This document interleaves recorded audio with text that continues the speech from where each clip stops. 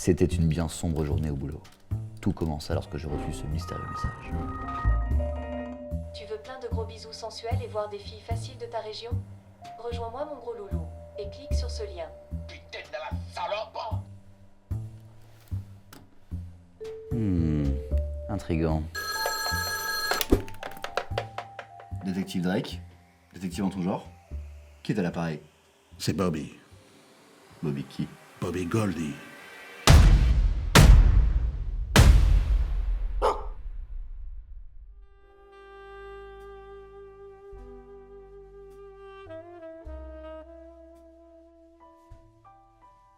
Drôle de baraque. Ça me changeait du cloaque miteux qui me sert de bureau. En même temps, rien de surprenant lorsqu'on connaît le nom du proprio. Bobby. Bobby Goldie. Ce nom-là ne m'était pas inconnu. C'était l'un des hommes les plus riches du comté. Si ce type-là m'appelle, c'est qu'il doit y avoir quelque chose. Quelque chose de gros. Oui, mais quoi? Bobby m'avait bien prévenu au téléphone. Drake. Quand vous arriverez chez moi, ne faites confiance à personne d'autre que vous-même. Vous m'entendez? À personne d'autre que vous-même. Drake. Ne faites confiance à personne d'autre que vous-même. Vous m'entendez? À personne d'autre. Quand vous arriverez chez moi, ne faites confiance à personne d'autre que vous-même. À personne d'autre. Détective, le maître de maison est prêt à vous recevoir. Drake, ne faites confiance à personne d'autre que vous-même.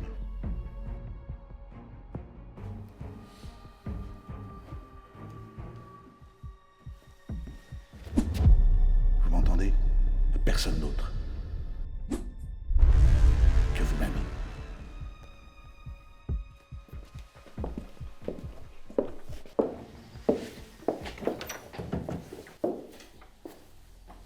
Après vous, détective. Détective. Lui-même. Mon Franck, tu vas me faire le plaisir de dégager Fissa, parce que sinon celle-là, tu vas te la prendre. Bien, monsieur. Vous devez sûrement savoir qui je suis. Bobby. Bobby Goldie. Mon nom ne doit pas vous être inconnu. Je suis l'un des hommes les plus riches du comté. Si je fais appel à vous, c'est qu'il y a quelque chose. Quelque chose de gros. Oui, mais quoi? Bien voilà. Il s'agit d'un enlèvement. On a enlevé mon chien. Toutou.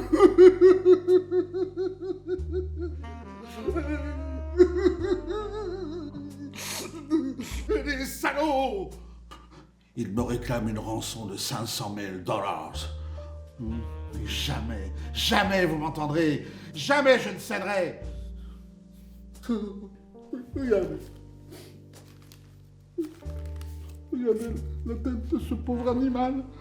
Qui peut lui vouloir du mal? Mon prix sera le vôtre, détective. Je préfère acheter le prix de ma tranquillité plutôt que de payer la rançon au grand banditisme. Depuis cet enlèvement, je ne suis plus vraiment en sécurité. Mon majordome va vous raccompagner. Vous m'appellerez plus tard. Hé, détective! Si vous acceptez cette affaire, je vous conseille d'abord de parler à ma femme. Tout ce qu'elle veut, c'est mon héritage, cette grosse sœur. Alors c'était donc ça, un enlèvement. Pas banal, faut l'avouer. Mais si j'arrive à retrouver le cabot... Monsieur, Écoutez Franck, c'est bien cela. Avant que vous partiez, j'aurais voulu savoir s'il était possible. détective, excusez-moi, je reviens dans un instant. Hein.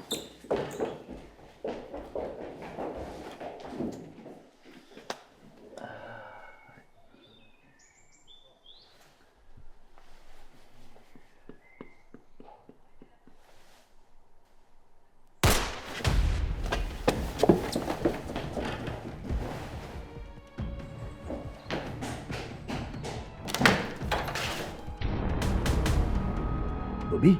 Mort? Décidément, cette journée n'était vraiment pas comme les autres. Ce dont je me souviens, c'est de cette odeur putride qui régnait dans tout le domaine. Et puis cette mystérieuse lettre.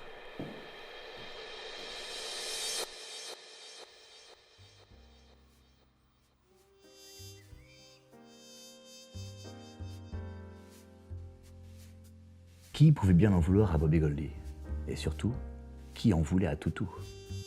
Quelque chose me disait que les dernières phrases de Bobby n'y étaient pas pour rien dans toute cette histoire.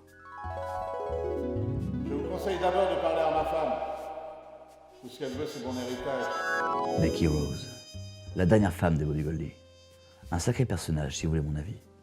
Mais quel est son lien avec cette histoire? Dans quel but aurait-elle fait ça? Et quel secret se cache sous le voile de la mariée? Détective, C'est donc vous, Becky Rose.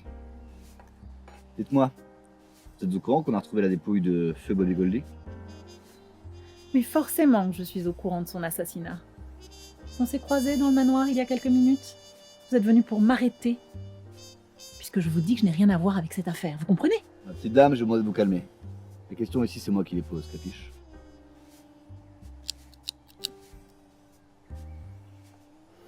Pouvez-vous m'en dire plus sur votre relation avec Goldie? Bien voilà. Vous savez, lui et moi, nous n'étions plus en bons termes. Tout a commencé quand nous avons appris que Bobby était stérile. À la suite de cette nouvelle, Bobby est devenu encore plus violent et renfermé qu'il ne l'était déjà. Tout était de ma faute, selon ses dires. Je vois. Ça a dû être dur. Cette nouvelle a brisé notre couple. Bobby ne supportait plus de me voir. C'est durant cette période où Toutou est apparu dans notre vie. Il est arrivé un 25 juin devant notre porte, et depuis ce jour-là, il n'a fait que passer ses journées avec son chien. Ça vous posait un problème? Mais pas du tout. D'ailleurs, si vous voulez avancer dans votre enquête, je vous conseille d'aller voir Bill Kennedy. C'était son comptable. Il était venu vivre chez nous depuis quelque temps.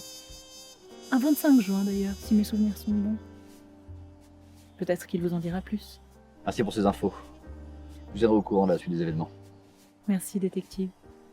Vous voulez une cigarette avant de partir? Non, merci. J'essaie d'arrêter. Décidément, cette enquête n'avançait pas. Et moi, j'étais toujours dans le flou. Mais au moins, je savais qui allait voir. Bill Kennedy.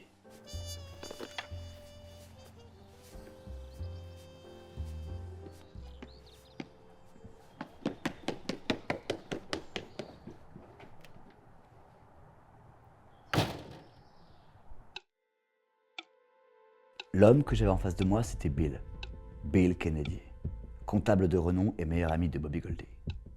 Il avait lâché tous ses clients pour travailler uniquement pour le compte de Goldie. Investissement à temps plein, comme qu'il disait. Bon, Bill, dites-moi tout. Qu'est-ce que vous savez sur la mort de Bobby Goldie? Écoutez, détective, j'ai été terriblement attristé quand j'ai appris la mort de ce bon vieux Bobby. Et pour tout vous dire, je le pressentais. Ouais. Bobby avait de nombreux ennemis, et parmi ses ennemis, un de ses plus grands proches. Dites-moi, détective, avez-vous déjà entendu parler de Frank Harper? Frank Harper? Quel nom vous me chantez là, vieux brigand? Oh mon Dieu, ne me dites pas que... Eh si, détective. Vous l'avez déjà croisé puisque c'est son majordome. Mais qu'est-ce que c'est que ces facéties, Bill? Écoutez, détective, le jour où Bobby a engagé Frank, il a commis un acte irréparable. Monumentale erreur. Bobby a engagé Frank pour des sommes astronomiques et n'avait de cesse de l'humilier. Je vois. Décidément, les temps comme les œufs sont durs pour ce pauvre Frank. Comme vous dites, détective, on ne fait pas d'omelette sans casser des œufs. Et qui vole un œuf, vole un bœuf.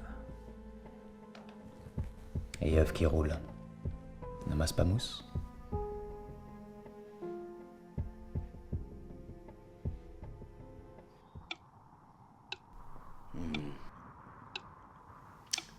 Très bien. Merci pour vos informations. J'en prends note dans mon bloc-notes et je vous tiendrai au courant. Étrange personnage, ce Bill Kennedy. En attendant, il m'avait lancé sur une piste qui m'avait l'air très sérieuse. Il était temps de rendre une petite visite à ce Frank Harper.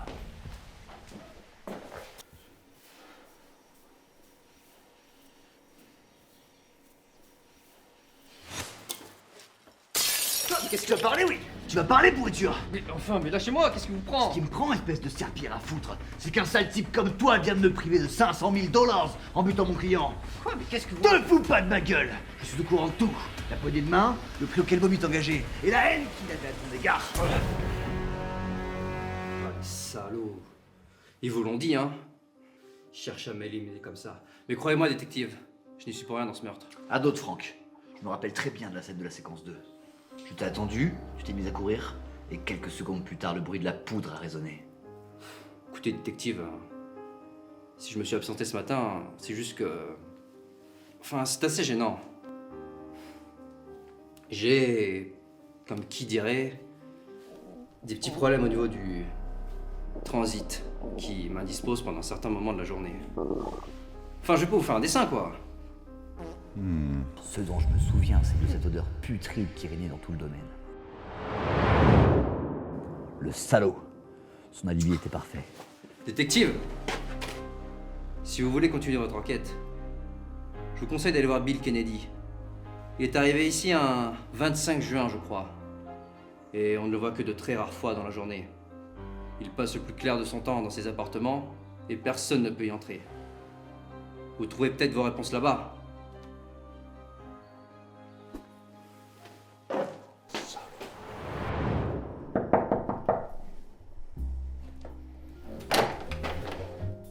Drake, quelle bonne surprise. Bill, vous permettez que j'entre? J'aurai encore une ou deux questions à vous poser. Veuillez m'excuser, mais cela me gêne terriblement, détective. Et pourquoi ça? Eh bien, voyez-vous, ma pièce n'est pas en ordre. Cela me gêne. Allons, vieille branche, je ne vous sucerai pas. Eh bien, je vois pas de problème. Oh, bien sûr, il n'y a pas de problème. Écoutez, Bill, je viens de parler à Franck et je ne vous cache pas qu'il a un alibi en béton trempé. Bien que son comportement reste étrange. C'est ballot. Je n'ai ni confiance en Becky Rose. Voir son mari ainsi que le chien à qui il aurait pu tous aider disparaître d'un coup. À qui confie le crime, comme on le dit, j'ai pas raison. Eh ben ça. Des fois, je me dis que j'aurais mieux fait de rester chez moi aujourd'hui. Dans mon lit, couché.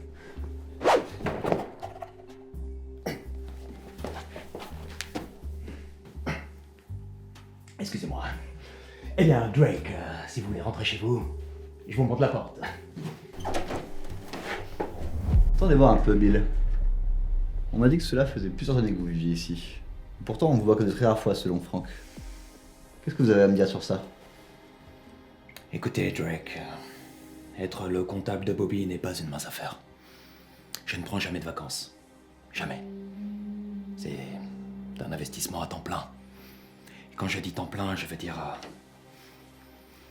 temps plein. Je vois. Maudite enquête. Ça n'avancera donc jamais.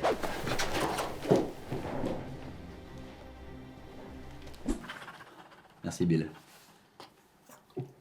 Mais bien agréable. Sur ce, bonsoir.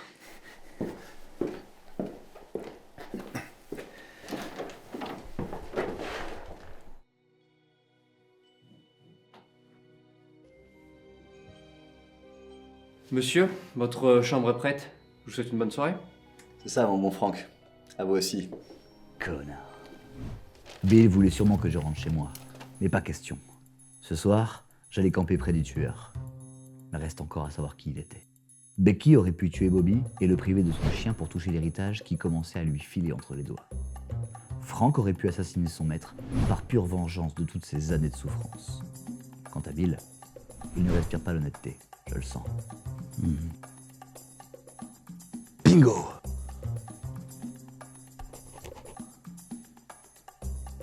Le meurtrier, c'était donc...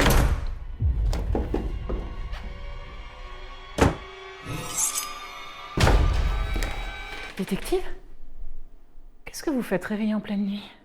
Il m'a semblé entendre un bruit. Mais ce n'est pas le plus important. J'ai trouvé qui était le tueur. Il s'agissait de... Détective, qui a tué mon mari? On dirait qu'il se dirige vers le bureau de Bobby. C'est peut-être le meurtrier.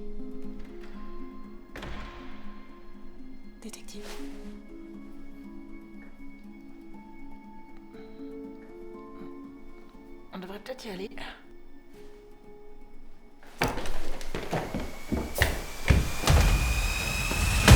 Détective? Ne bouge plus, vieille canaille. Alors c'était donc toi, vieille fripouille. Non, si je suis ici, c'est juste que voir le cadavre de Bobby m'apaise. Comment oses-tu, petit saligo? Tu l'as tué. Et en plus, tu ne le respectes même pas dans sa mort. Tranquille, Émile. Le tueur est bel et bien dans cette pièce, mais ce n'est pas Franck.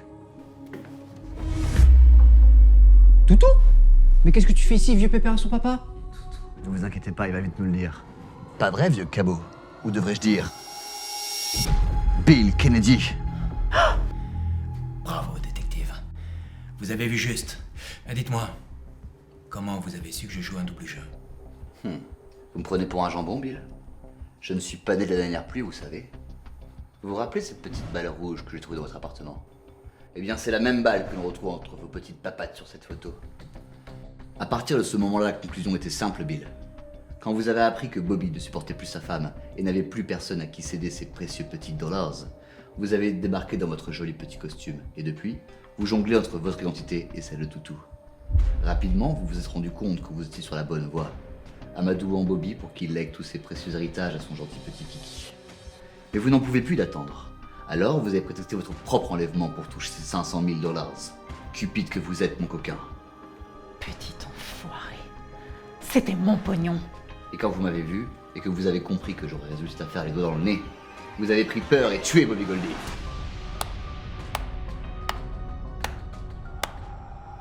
Bravo, détective. Vous avez raison. Sur presque toute la ligne. Parce que oui, je n'ai pas voulu tuer Bobby. C'était un accident.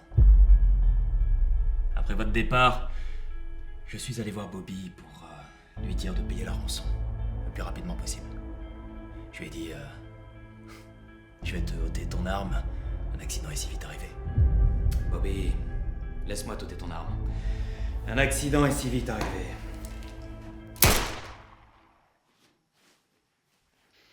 Enfin, ce qui est fait est fait. Et si c'est fait, ben, on peut plus rien y faire. Sage parole. Dites-moi tout, détective. Comment vous avez su que je viendrais ici de nuit déguisé en toutou pour prendre les clés du coffre-fort, l'ouvrir et m'emparer des 500 000 dollars?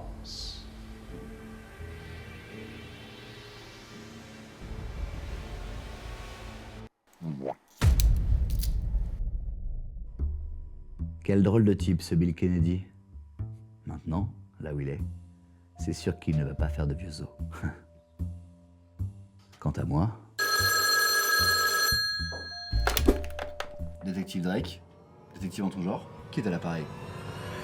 Mon bureau est toujours ouvert.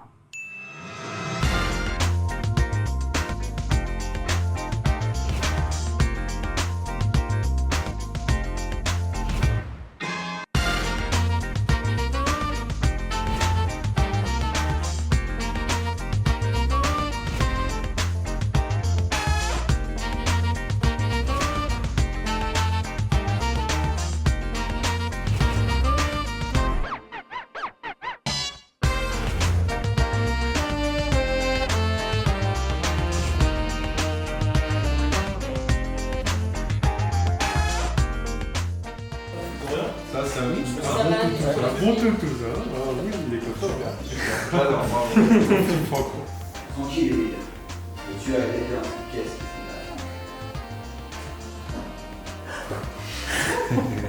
mal. Coupé.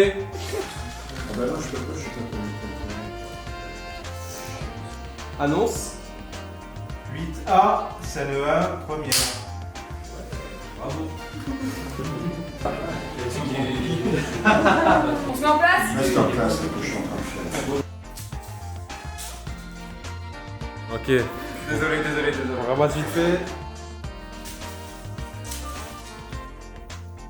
Non mais les gars, s'il vous plaît, rigolez pas à côté. Action. Non. Attends, t'as un rectus gros. Quoi? Action. Oh. Attends, coupe pas. Coupé. Ok les gars. J'ai rarement rencontré une équipe aussi agréable que vous.